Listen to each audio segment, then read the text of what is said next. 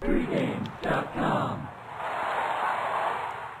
Pregame.tv, my favorite sport, baseball. Let's go to the near north side. Chicago Cubs hosting the Chicago White Sox. Danks Feldman. VR is a no-show as of this moment, but thank goodness we have our baseball expert, Bryan Leonard, here. Bryan, let's break this one down. John Danks been on the DL all season long. He had off-season surgery on his shoulder. He had some setbacks early on because they'd say, oh, he's coming back, and then he had a setback. Coming back, had a setback.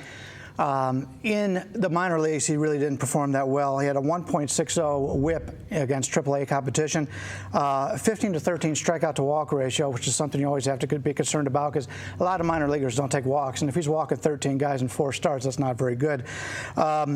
But his first major league start, all right, he went 6 innings, gave up 300 runs, but he did so against the Miami Marlins, the worst offense in Major League Baseball.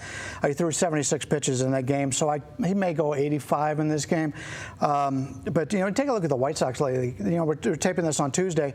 They've only scored 16 runs in the last 6 games, so they're not hitting well right now. So you got a pitcher coming off an injury, just getting back into the rotation, and an offense is not doing well. And then you take a look at Feldman for the Cubs. A lot of people look at Feldman. He didn't have a lot of success when he pitched in Texas. Texas is a hitter's ballpark. He didn't have a lot of success there, except for 2009. He did really well, 17-9 or something. But since he's gone to the National League, and most of the time when you have pitchers go from American to National, they have a lot of success.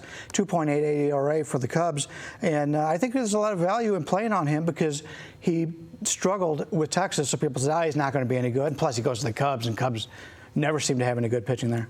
Yeah, one thing about the Cubs, I actually was thinking about this because I get experts coming in with their different baseball picks, and they've landed sometimes on the Cubs like this. Would it not be like on any game where I don't have an opinion on the Cubs, I probably should bet against the Cubs because they're always overrated in the marketplace on those games? Would you agree with that? It goes both ways. They're overrated because they're a public team. They're on TV. A lot of people like to bet the teams on TV. Right, sure. Like to bet the home team. The Braves have always been that way too, but they've been so bad for so long. People look there and go, but do I really want to play the Cubs? Probably going to lose the same amount of units whether you bet on them or against them the next 10 years. Pretty much. The way you make money is you bet their season wins under it. We got a fly ball or ground ball pitcher here. Does the win matter? Feldman's more of a ground ball pitcher. And the wind always depends on whether it's blowing out or blowing in, but it's going to be the same way for both teams here. Better, though, if the wind's blowing out, right? That the ground ball pitcher would have a bigger edge? Yeah, he normally does, but all you got to do is get a couple balls up to go out. So there's a lot of guys, I'll talk about it in another video, that are ground ball pitchers, but they do still give up home runs because when they do give up the fly ball, it's not the short fly ball, it's not the pop-up, it's not the line drive.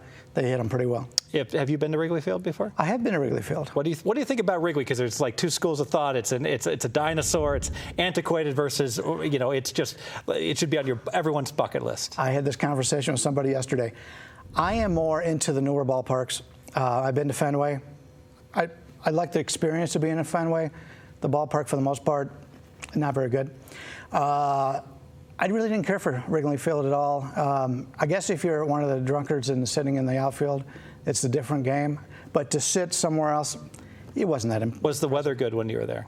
Yeah, the weather was pretty good. Because I took in a couple games at Wrigley, and both times I've been there, the weather was good. And I found the weather being favorable is so huge on a ballpark like that when you're outdoors. Well, because it's an event. You go. It's sort of like San Francisco. I don't know if you've ever been to San Francisco. I love the San Francisco. That would be my favorite. Great ballpark, great people there. They've always been very nice.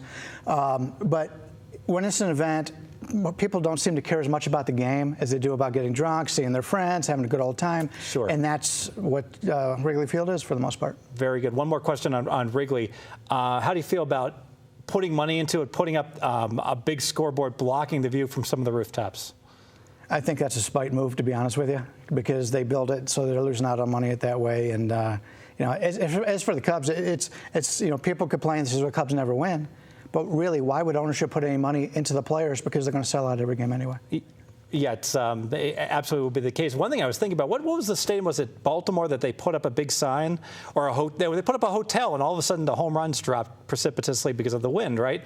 And if you put something up in left field, won't that knock down the prevailing wind coming in? Possibly. I haven't seen the diagrams of what's going to happen, but it's always a concern. Yeah, with all the winds, so something to keep an eye on. Let's go ahead and looks like VR is going to be joining us in our next video, not this one. So he's going to be there. I'm sure he's probably betting the halftime on the Heat Pacers. Why don't we go ahead and make this baseball play official, though?